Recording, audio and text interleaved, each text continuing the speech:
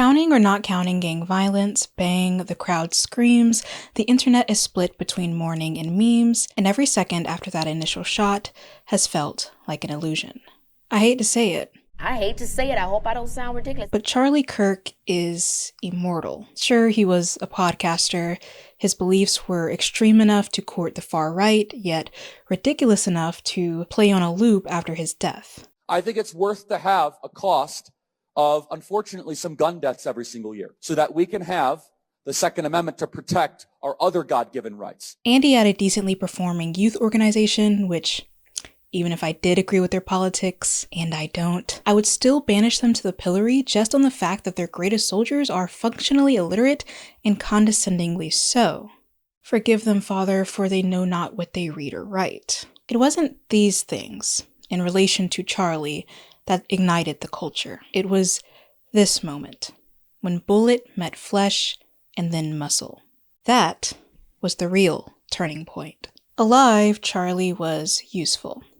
Influential even. But assassinated, he is a movement. His face was emblazoned on the side of the U.S. Department of Education with the likes of MLK Jr., whom he called a bad man. He received a posthumous Presidential Medal of Freedom from the sitting U.S. president and a fallen soldier-style salute by the vice president. Criticizing Charlie became blasphemy on the internet. Your punishment for such a sin was extreme exposure. You could have your face plastered on conservative hate pages like Libs of TikTok, be fired from your job, or be submitted to a registry of non-believers. Charlie's company, Turning Point USA, pumped out endless propaganda while conservatives and liberals alike broke down in teary-eyed grief. Within hours of his death, Charlie Kirk was baptized and transformed from a stock white Christian nationalist into an empathetic, untouchable martyr. And then a majority of the country just moved on. The banner was taken down, the website became defunct after coinkadinkly taking thousands of dollars in donations. The next big thing happened and the next grift needed to be gruffed. But viewer, I am still at the table. I am still at the restaurant. And I'm still wondering what the fuck just happened. Seconds pass, and it's all an illusion. I was never really that interested in Charlie Kirk. In hindsight, he was everywhere. But the first time I paid attention long enough to realize he existed was in 2025, when the Unfuck America tour spawned to duel him. The second time I paid attention was months later, in September, the day he died. Ever since, I have been stuck in this vortex of morbid fascination. The memes, the discourse, the fallout, all of it is like a car wreck you can't look away from. I kept driving down this road, coming across more crashes, flipped vehicles, all of it. And then I happened upon Erika Kirk. Erika is not just a grieving widow or a stay-at-home mom, though I'm sure that image would be very helpful to Turning Point's mission. She's the CEO of her own company and now also the CEO of Charlie's company. She is college educated, a former Miss Arizona, a hype beast, a public speaker, and since Charlie's death, she is the biggest jestee in the country. Wait, hold on. That's Drew? Every time she comes out on stage to talk about her late husband, it's like the show is being hijacked by Batista. My father was imprisoned and tortured in Cuba. I hate communists. It was actually Batista that tortured my dad.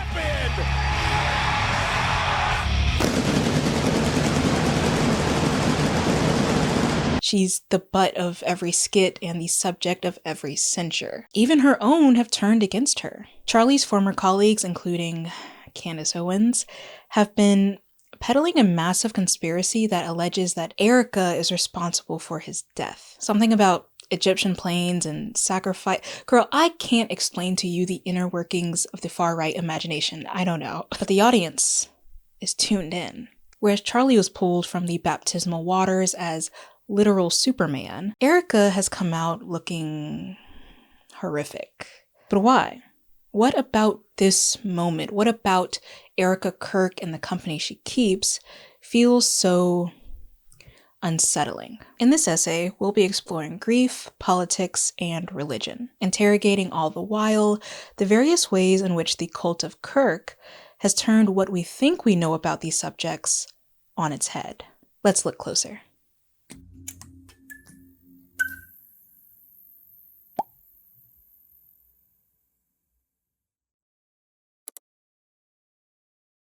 Make sure to like this video and leave a comment down below. It's free. And make sure to subscribe to support the channel. There are currently over 800,000 people watching Shakespeare with their bush out. I think we could do better. Let's get to 1 million.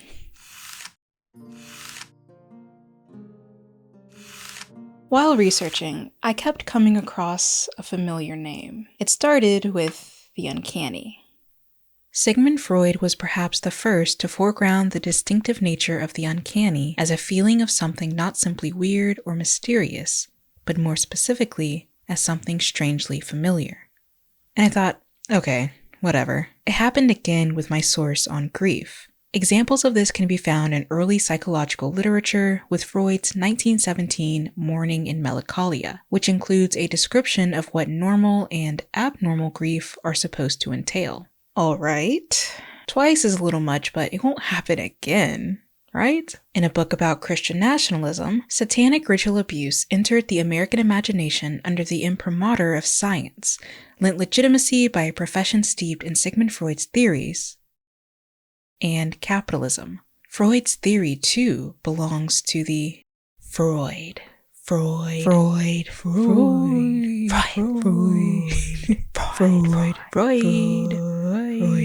Sigmund Freud is a domestic terrorist. He has his hands in more collective misery than Ronald Reagan and Triple H combined.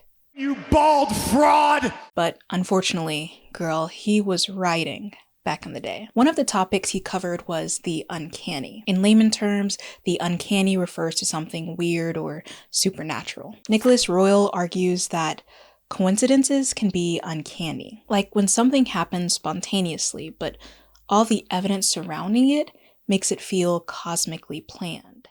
Let's return to this, the moment bullet met flesh. Charlie Kirk was transphobic. He often peddled conspiracies about trans people in an attempt to sow hatred and fear of them. One of those conspiracies, which is easily disprovable, by the way, argues that trans people commit the most mass shootings. Right before he died, Charlie was asked a question by Hunter Kozak, a member of the aforementioned Unfuck America tour. Do Americans have been mass shooters over the last 10 years? Too many. Kozak went on to clarify. It's 5. Okay, now 5 is a lot, right? I'm gonna give you some credit. And then he followed it up with the last question Charlie would ever answer. Do you know how many mass shooters there have been in America over the last 10 years? Charlie says, counting or not counting gang violence, and the bullet meets flesh. No one planned that sequence of events, but the irony of it makes it feel staged. If it were an Onion headline, people would say that it's too on the nose. It insists upon itself.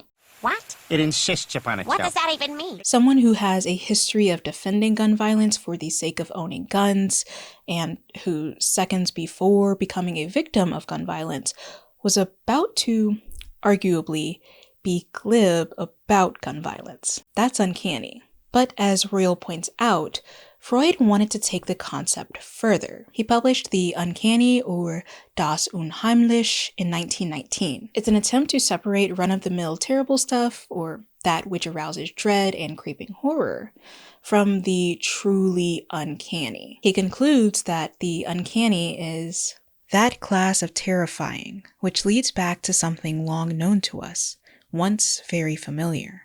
Humanoid creatures are uncanny. AI is uncanny. Even certain police sketches are uncanny. These subjects are almost legible, but at the same time, they're alien. They don't move like people. Their features are a little too pronounced. Royal sums it up like this. The uncanny is a crisis of the natural, touching upon everything that one might have thought was part of nature, including human nature and the reality of the world. The uncanny subverts our expectations of people, of life itself, often in a creepy way. When it comes to Erika Kirk, this crisis is manifold. I don't say this maliciously, and I'm not even trying to be funny, but she has a very unsettling presence. I think it's her eyes.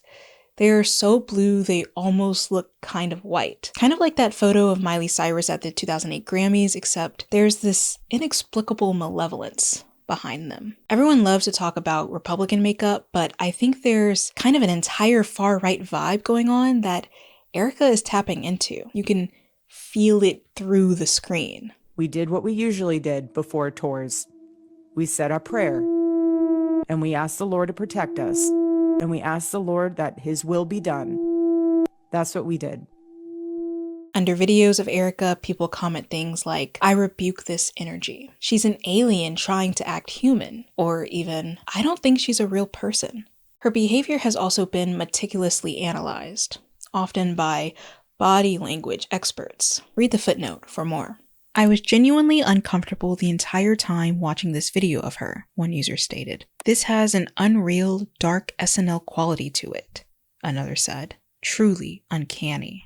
But it's not just her intensity. People find Erika uncanny because of her grief, or really her perceived lack of grief. Let me just say that there are billions of customs on the planet, and I know by now that this has become a corporate buzzword phrase, but everyone does indeed grieve differently. Grief is abstract. We try to clean it up and fit it into quaint little boxes and make a science out of it, but the way it touches the body and the mind will vary across people and culture. Every Black funeral I've been to or I've seen online isn't called a funeral. It's a celebration of life. And celebration entails music, laughter, dancing, and girl, food.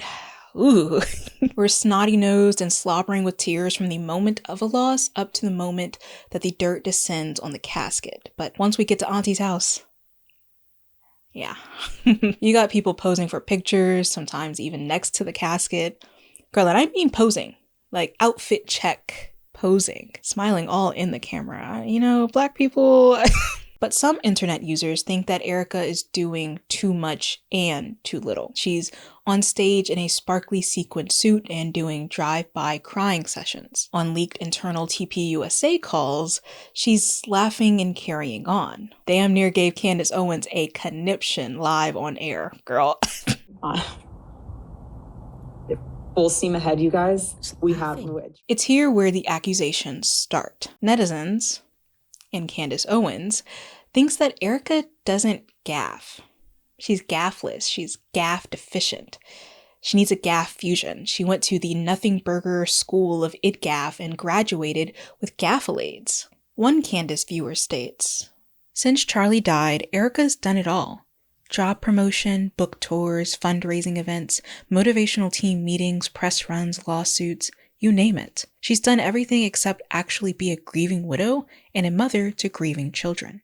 People expect Erika to take time away from the public eye, or at the very least, not have a funeral with sparklers. Maybe they want her to grieve more like Jackie Kennedy did. She's lauded for the way she guided the country through its own mourning rituals before she quietly stepped into the shadows to perform her own. It's funny, we simultaneously consider grief a science, but also a messy flaw of humanity that must be done behind closed doors. Putting it on public display upsets the natural order of things. Freud describes the uncanny as something repressed which recurs. And that makes total sense because he's a sick fuck that loves repression. But what he means by that is we get an uncanny feeling when something that's meant to be held in gets let out. The German word for canny is heimlich, and in part, it means secret. So to be uncanny is to be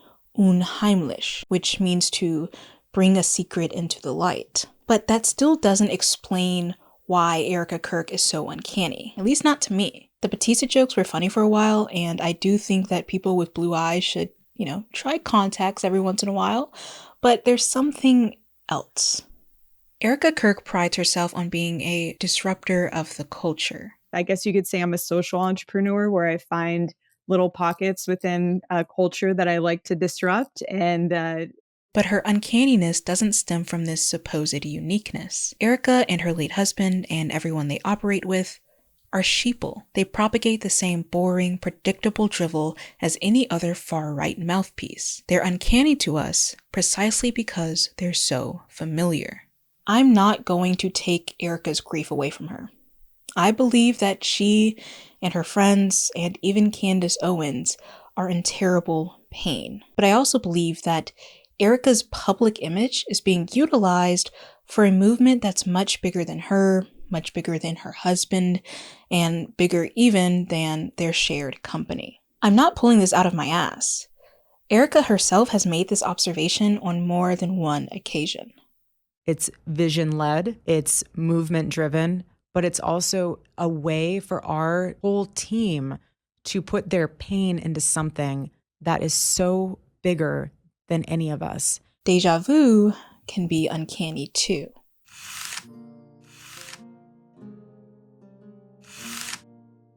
Trying to read this moment using its literal context, that is, a traumatized person attending a funeral for their partner who died 11 days prior, is impossible. Even if you account for the complexity of grief or the celebration of life argument, this is still weird. And that's because you're picking up on the undertones of this image, not just its appearance. So let's recontextualize it so that it makes more sense. This is a grieving person. But this is not a funeral, nor is it a celebration of just one man. As Walter Benjamin phrased it, it's a celebration of the cult being capitalism. There are no weekdays under capitalism, he argues. There is no day that is not feast day, in the terrible sense that all its sacred pomp is unfolded before us. Each day commands the utter fealty of each worshipper.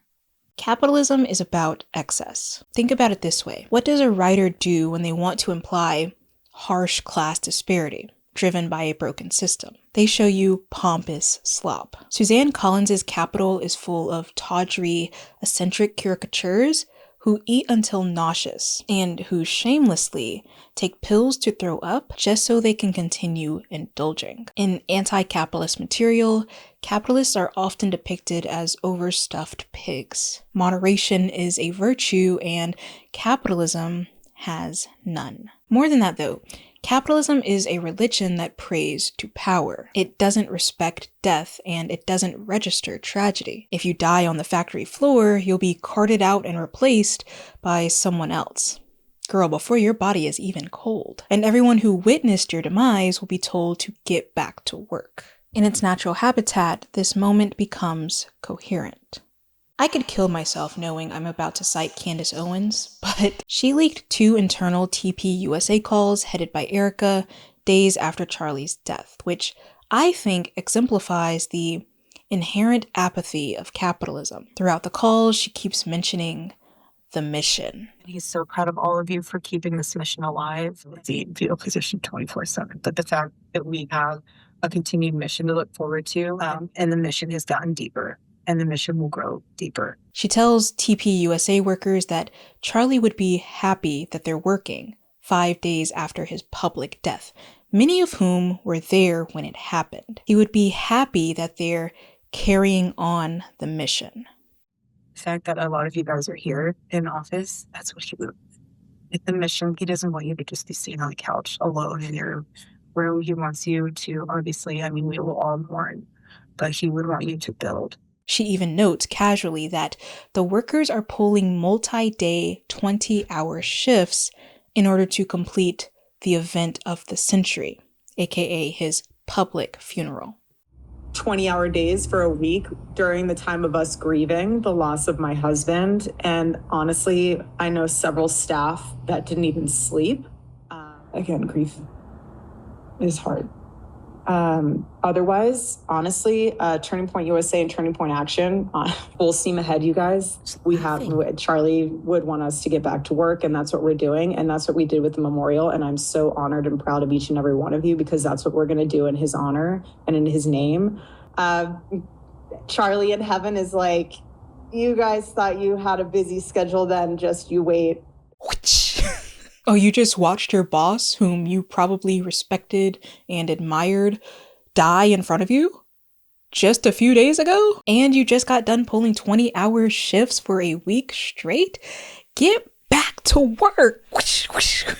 I just find it so funny that Candace, of all people, is like, how can she care more about merch sales and event planning when her husband just died? Because she's a capitalist, Candace. She's using capitalism to acquire more capital. It's what they do. Walter Benjamin states, in capitalism, things have no meaning only in the relationship to the cult. Charlie undoubtedly means something to his wife, his friends, and his colleagues over at TPUSA. But the movement he was building means more. The movement ensures that his wife, friends, and colleagues stay on top of the hierarchy. Over the last few weeks, former Turning Point proponents have exited the company. They claim that the new direction is not what Charlie would have wanted. But isn't it? White supremacy and capitalism always seemed like his goal, at least from where I'm standing. His close circle just inherited the beef. Erika Kirk and TPUSA are doing the most because they have a business to run, wealth to extract, people to exploit, and a mission to complete. She can talk until she's blue in the face about how what she's doing isn't a job or that she's doing it for the love of the game, but that is fundamentally misleading. Turning Point is amassing an exorbitant amount of money to keep the cult of Kirk alive, and numerous far-right figures are trying to cash in on it. Death means nothing because it doesn't serve the cult. That itself is uncanny. How can a person remain intact under these conditions? How can tragedy be so camp? Why are there so many contradictions, and why are we pretending that any of it makes sense? This, to me, is what capitalism is. It's a religion which offers not the reform of existence, but its complete destruction. Or, as Anthony Vidler writes about the uncanny, it's a metaphor for a fundamentally unlivable modern condition. Hoarding wealth is just one aspect of the Kirk mission, which is just another contradiction that we're expected to accept. Erika and Charlie have built their brand upon Christianity. Now, I haven't read the Bible cover to cover, you know this, but I do remember Jesus saying to sell one's possession and give it to the poor. I also remember him saying that it is easier for a camel to go through the eye of a needle than for a rich man to get into heaven. Matthew 19, verses 16 through 23. You can't make money your God, but that is exactly what capitalism does. That's exactly what capitalists pray to. Can Charlie fit through that needle eye? Watch as he tries to convince you.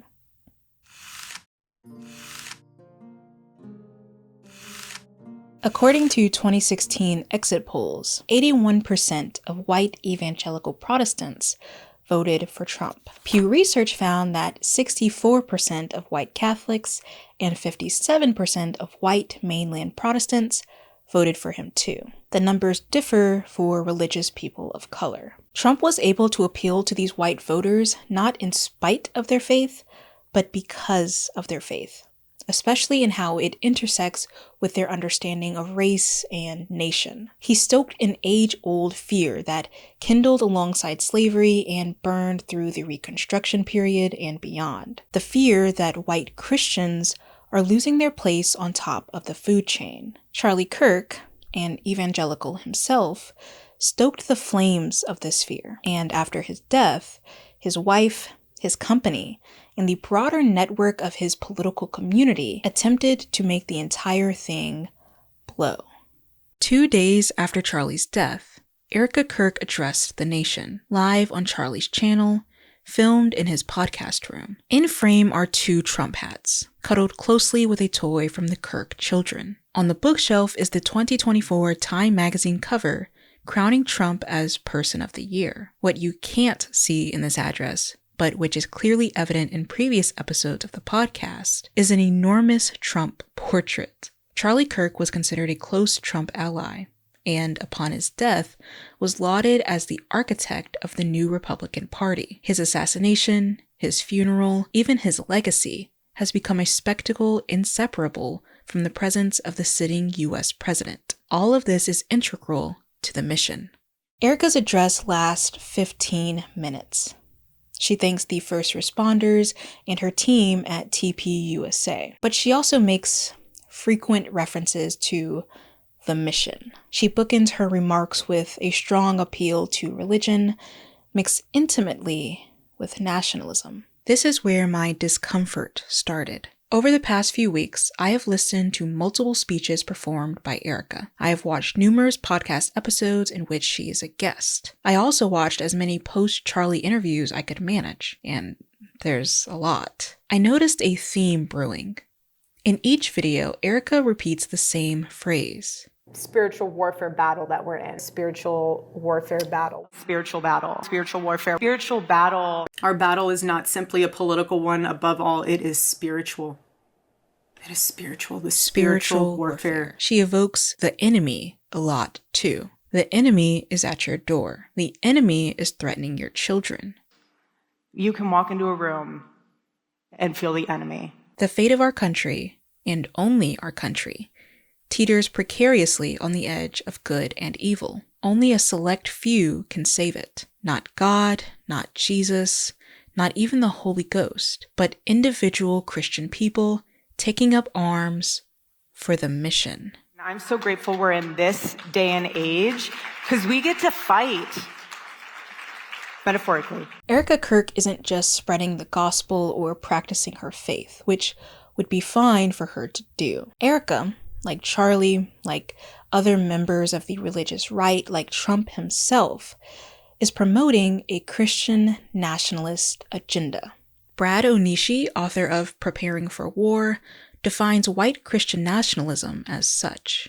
Christian nationalism is an ideology that is based around the idea that this is a Christian nation, that this was founded as a Christian nation, and therefore it should be a Christian nation today and should be so in the future. Closer to the beginning of his career, Charlie argued for the separation of church and state. He was perhaps what Erika has called a secular revolutionary. But for no reason at all, definitely not the money, Charlie switched his position in the latter half of the 2010s. Something about that era made all the grifters come out. Candace Owens used to be a liberal, ain't that funny? In 2021, Charlie referenced the 7 Mountain Mandate, which urges Christians to occupy the 7 mountains of society: government, media, education, business, family, religion, and entertainment. Doing so would ensure that Christians would win the quote-unquote spiritual war. It just hit me, actually. Charlie succeeded at that mandate. He hit every criteria. Charlie hosted interviews with the guy who created the mandate, and he frequently fraternized with Christian nationalist pastors. In 2021, he argued that our constitutional crisis stems from the fact that we haven't declared ourselves a Christian nation. These religious beliefs also blended into his racist ones. He believed that the West is superior in part because it's Christian, and that all cultures are not created equal by God. The entire continent of Africa, he argues, is lesser than the West because they are polytheistic. In 2023, he defended Matt Walsh, of all people, who was in hot water for his rant about Mexican immigration, where he argued that Mexican immigrants are bringing their culture to America and effectively wiping out Anglo-Saxon culture. Walsh went on to argue that white people are dying off because of immigration, and that unless white people started promoting the cause of having more white children, then they would go extinct. Wonder if that has any connection to the... On multiple occasions, Charlie also regurgitated the white supremacist theory of white replacement, even saying once that it's not a theory, it's reality. And girl, it really just keeps going. You know how there's a Simpson meme for every situation? There is a Charlie Kirk quote for every situation too. He was saying things that you just could not imagine. He once said that Black women like Michelle Obama don't have the brain processing capacity to be taken seriously. He once referred to Afghan refugees as a couple 100,000 Ilhan Omars. Ilhan is, of course, from Somalia, but you know exactly what he's trying to say. He said that Mexican immigrants will break into your home, assault your women, and take your children. A year before that, he said that Black people prowl the streets looking to harm white people, and that Karen is an anti-white racial slur. If Black people are allowed to say Karen, he argues, then white people are allowed to call every Black person they meet Trayvon for Trayvon Martin, or Shaniqua. People already call me Shaniqua in my comments.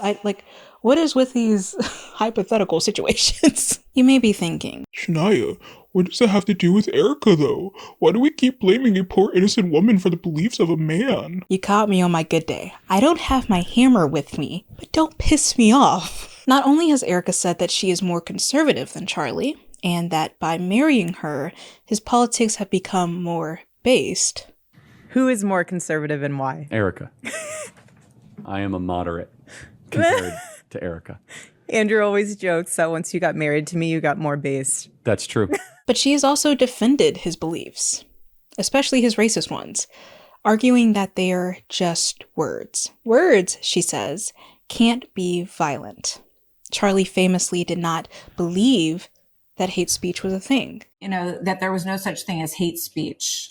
He obviously, no one anticipated what happened to Charlie, but you have always been. Which is why, after Charlie died, the right began targeting people for using words. Only one person killed Charlie, and it was not the random people on the internet who lost their jobs or had their face plastered on white supremacist Twitter pages. Those people were using words. And they, according to Erika, are sick and evil and need God's salvation. So are words evil or not?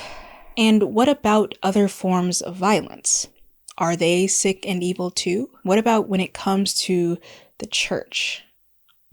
Christian nationalism isn't a new project founded by living conservatives. It has existed in this country for as long as the country itself has existed as a colonized state. In the late 1400s, Christopher Columbus's bitch ass returned to Europe after terrorizing the indigenous folk here. Upon this return, the church established the doctrine of discovery. This set of edicts declared that the white Christian West is the pinnacle of culture, religion, and race. Sounds familiar. And because they're the best, white Christians have the right to terrorize anyone they see fit, especially those of lesser means. Quote, that in our time, especially the Catholic faith and the Christian religion, be exalted and be everywhere increased and spread, that the health of souls be cared for, and that barbarous nations be overthrown and brought to the faith itself. That's religious colonization.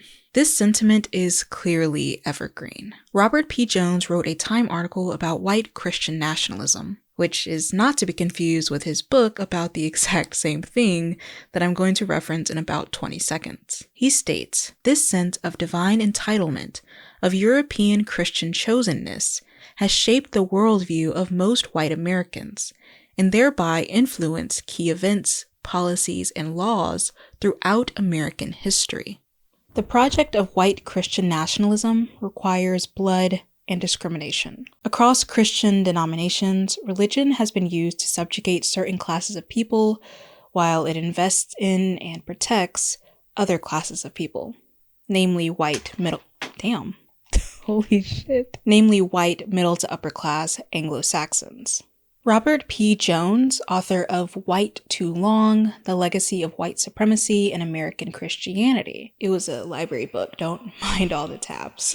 Explores the ways in which white supremacist Christian nationalism became a systemic issue, not just the work of a few bad apples. High-ranking church members like deacons and pastors held various positions of political power, specifically in the 19th and 20th centuries. These church members lent credence to the violence carried out in the name of Christianity. Quote, white churches were the institutions of ultimate legitimization, where white supremacy was divinely justified via a carefully cultivated Christian theology. They composed the cultural score that made white supremacy sing.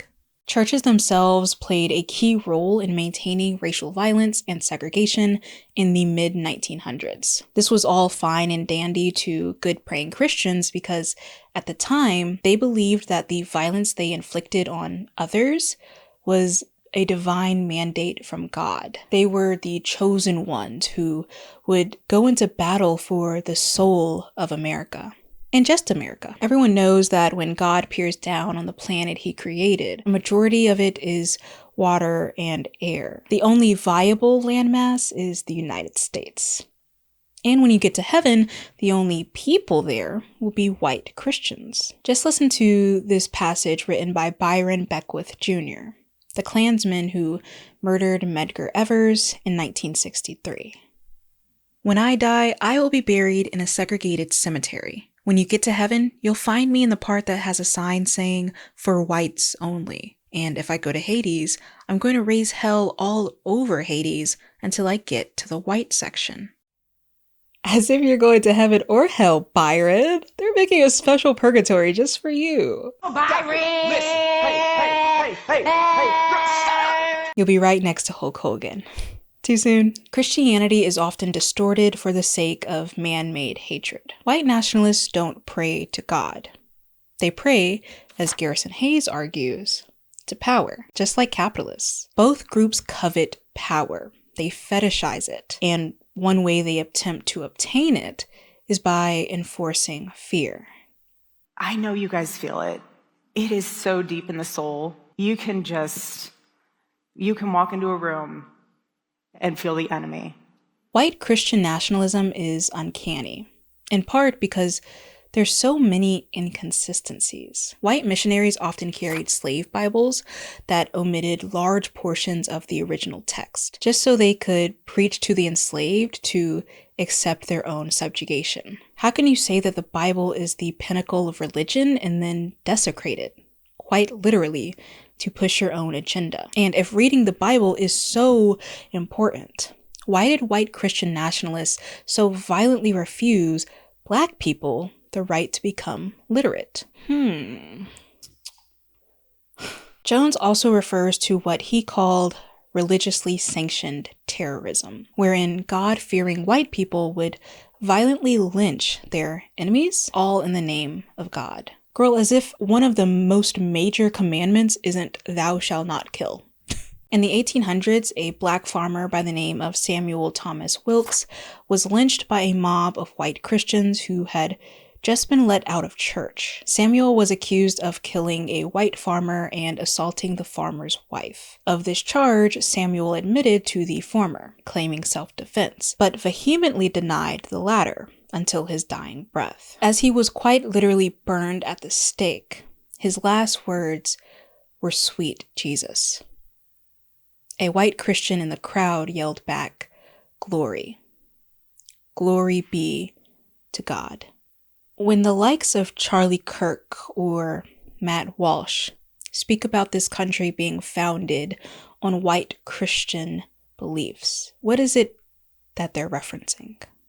Charlie and Erika Kirk aren't physically lynching people with their bare hands. I know this. But I think the religiously sanctioned terrorism lives on. The targets have shifted from racial minorities to those of different faiths, those who have had or believe in the right to have abortions, those that are trans or queer, and also still racial minorities because they still hate us. Yay! The violence is multifaceted. You don't just have grand spectacles of bloodshed.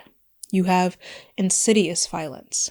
Violence against the working class, violence that is written into law, violence that is carried out by big business and big tech, violence that those at the top try to gaslight us into not naming. They're also gaslighting another group, the people who should be our comrades, those of the working class, those who have lower level education, those in rural areas. But a lot of those people have been brainwashed into championing the people who stand on top of them in the ditch. They watch the mountains being built by the cult of Kirk. They absorb the messaging that feminism is secular evil, that trans people are challenging God, that Black people and Mexican people are invading our once quaint Christian country, and they're convinced of the importance of religious weapons and physical ones too, ones that tear through flesh and destabilize families, cultures, and sanity. They learn, through people like Charlie Kirk, that violence is okay so long as it's done in the name of Christ, that the project of white Christian nationalism is a just one. When people talk about Dylann Roof, they fail to mention how his white Christian nationalist beliefs contributed to his gunning down of 9 Black parishioners in South Carolina. He was raised evangelical. His prison diary featured prominent Christian imagery blended together with white supremacist symbols. Roof was radicalized on the internet and believed that the white Christian race was being intentionally wiped out by enemies. The country he claims to love was being invaded, and minorities were embroiling it in spiritual warfare. Jones argues that Roof understood himself as a white Christian warrior who consciously launched his attack on sacred ground. He isn't an anomaly. He was convinced of the mission. Get married, have white babies, work until you die, vanquish your enemies, and go out in a blaze of light. That's our mission, anyway, the mission of peasants. The ruling class, well, they're full steam ahead, making money at your expense. They'll stoke your rage and then act like you don't exist when it benefits them. The show must go on, the mountains must be conquered, and every second forward will feel like an illusion.